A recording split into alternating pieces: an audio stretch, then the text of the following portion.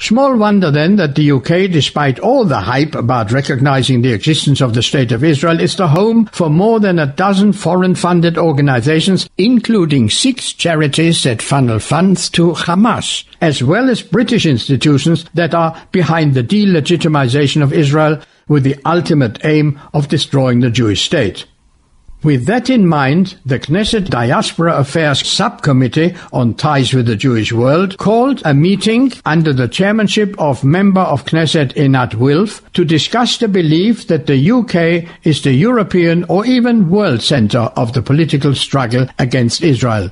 Einat Wilf explained that the purpose of the debate, with the participation of leaders of the UK Jewish community and representatives of Israel's relevant institutions, is to address the challenges faced by the Jewish and pro-Israel community in the UK and the range of possible responses to these challenges. The main presentation was by Mick Davis, chairman of the Jewish Leadership Council and also the United Jewish Israel Appeal. Mr. Davis is known to be on the left of the political spectrum and was the dominant speaker at the meeting. In his capacity as international businessman, he is a trustee of the Portland Trust that funds Palestinian development, works with a number of Palestinian organizations, and has an office in Ramallah, the HQ of the Palestinian Authority. Neither the Chief Rabbinate, the Zionist Federation, nor other groups who cannot follow the line dictated by Mr. Davis are among the 21 members of the Jewish Leadership Council, a self-elected body purporting to represent the community. Andrew Balcom of the Zionist Federation. There are divisions in the leadership of the Jewish community as to the relationship with Israel. It's very difficult from the Zionist Federation's point of view, where, for example, the UJIA did not support the Yom Ha'atzmaut celebrations because they were, quotation marks, political. Its CEO is Mike Davis. It's very difficult when we don't hear much about the BBC, which is inherently anti-Semitic. I had a meeting with the head of news of the BBC who said to me, the problem is the power of the Jewish lobby, and to this day I regret not having walked out. It's also very difficult to understand that The Guardian today can publish an article on the Jerusalem Light Rail calling Jerusalem the capital of Israel, then issues an apology saying Jerusalem is not the capital of Israel, Tel Aviv is. That is then queried with the Press Complaints Commission, who uphold the fact that Tel Aviv is the capital of Israel. And I don't know what the community has done about that. After giving an overview of the way the UK Jewish community is structured, Mr. Davis endeavoured to show that the intellectual assault in the UK on Jews and Israel is far less than generally thought. He said, "Things are not as bad as I read about, and that British Jewry are in the main at one with the general British population." First of all, it is safe to walk the streets of London as a Jew, wearing kippah. That's a gross generalization if ever I heard one. Perhaps it's okay in Stamford Hill or Golders Green, but London is a big place and he would not dare to do it in many areas. To further prove the status of Jews in the UK, he made this statement totally out of context and quite frankly ridiculous. The Queen gets 5 minutes to give a Christmas message. The Archbishop of Canterbury, the head of the Church of England, has 10 minutes in the New Year. The Chief Rabbi gets 20 minutes for Rosh Hashanah. And that tells you something perhaps a little bit about the impact and how Jews manage to punch above their weight.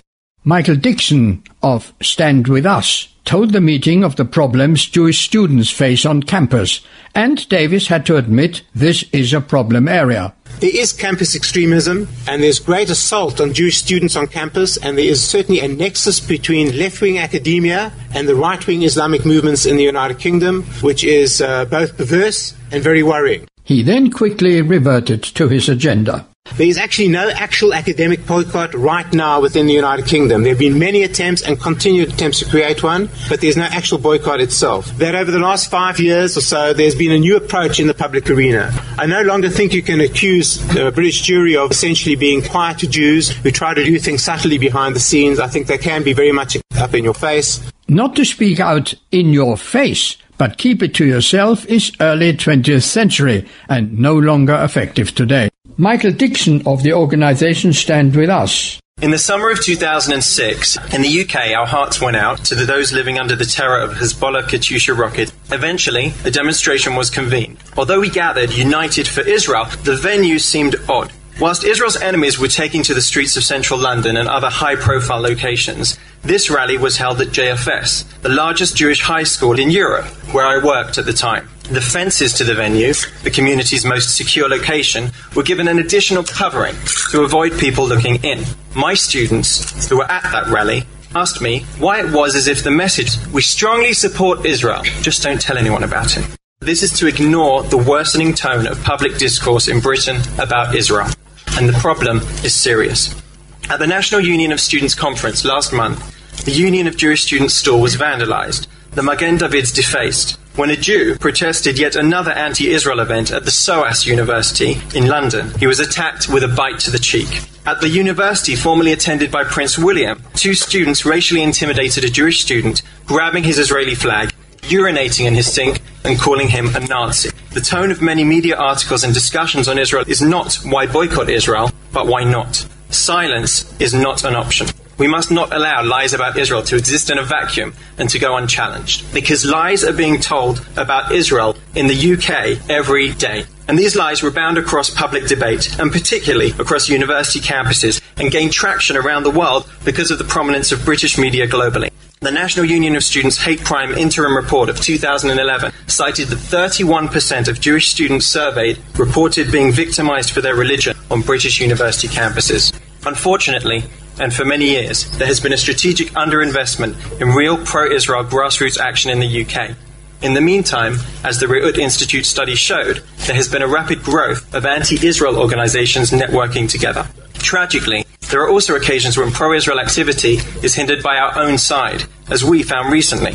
We organised a nationwide UK tour of an amazing British pro-Israel Muslim speaker, Qasim Hafiz, entitled "The Day I Stopped Hating Israel."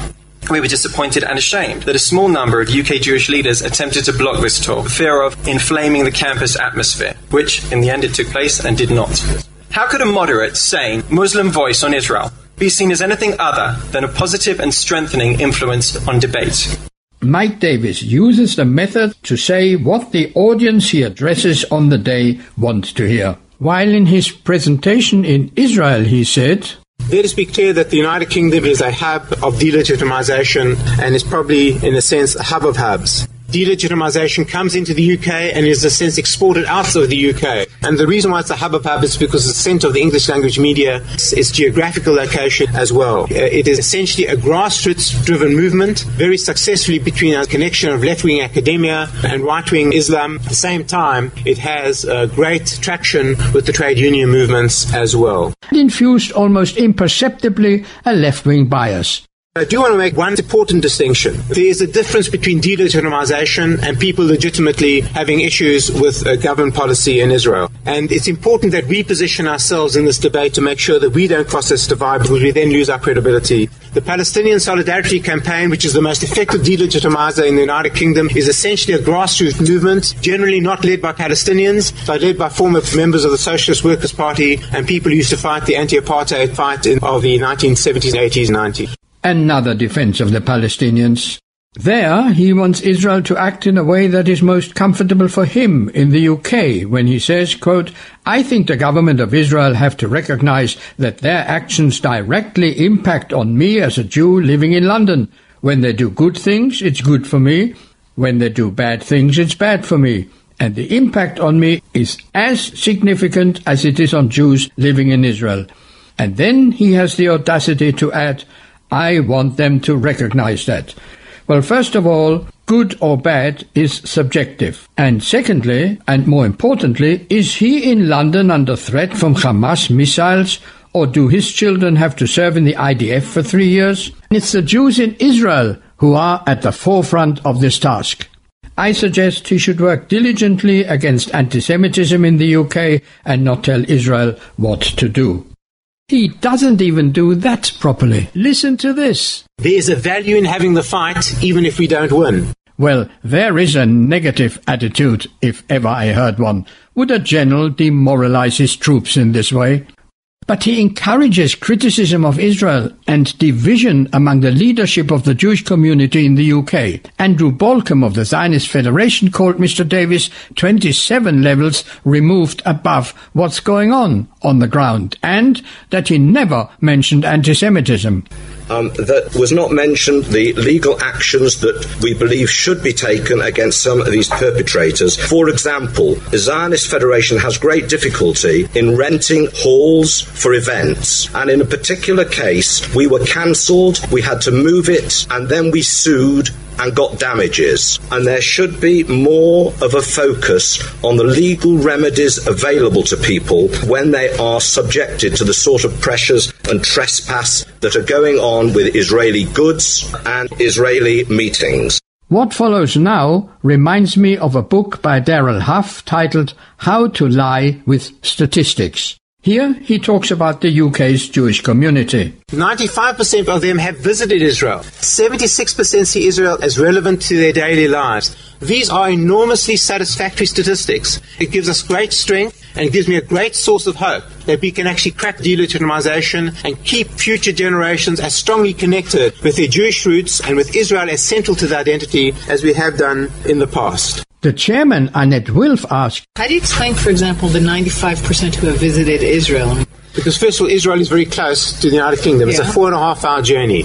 The reply was as ridiculous as his earlier reference to the time allocated to a speech by the Queen. I never ask who curtails the Queen. 60% of young 16-year-olds visit Israel. And of the survival stat, 54% of UK Haredim, who are non-Zionists, actually agree with that statement as well, which is quite remarkable. 75% of kids almost attend Jewish schools today versus 25% in the 1990s. 78% support the two-state solution. 14% are opposed. 72% support the security fence. It is self-defense. Again, a very important statistic in terms of where they actually see the goals. He implies the borders of a future Palestinian state. A significant majority thinks that Israeli politics is dysfunctional. Significant majority is not a valid term to present statistics when mentioned without numbers and seems to represent his personal view. 56% think that non-Jewish minorities suffer discrimination. Another hollow, meaningless general statement. 74% are opposed to settlement expansion. Now, whether you agree with their positions or not, you have got to understand this as the way they view their discourse with Israel. When these statistics were challenged and Mr. Davis was asked how they were obtained, he replied in the most arrogant and uncooperative way. I can't help it if you don't like the data.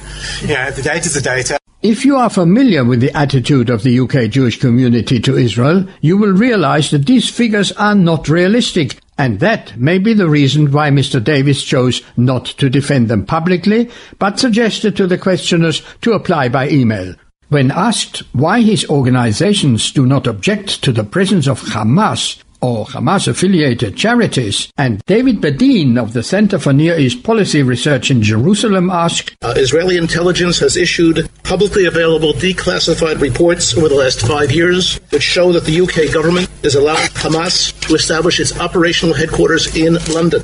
The question is, what is the official Jewish community doing about that? And will there be a petition or demand of the UK government to close the Hamas headquarters? Hamas is defined by the United Kingdom as a terrorist organization. Our students went inside the 2 Hamas centers in London. Anyone can do it, and they were very, very clear about what they're all about. Mr. Davis apparently thought that they might be working for peaceful purposes. Hamas is not debarred from operating in the United Kingdom, is not debarred from operating in Europe, provided the organizations are carrying out purposes which are entirely peaceful and not for terrorism. And it's a very difficult legal line for us to fight. Every Jewish teenager can define the aims and objects of Hamas, but not, it seems, Mike Davis, who set himself up as the unelected representative of the UK Jewish community. And I would wish that the United Kingdom government would take a particularly firm stand on it. What a wet pronouncement, I would wish that, instead of agitating for it.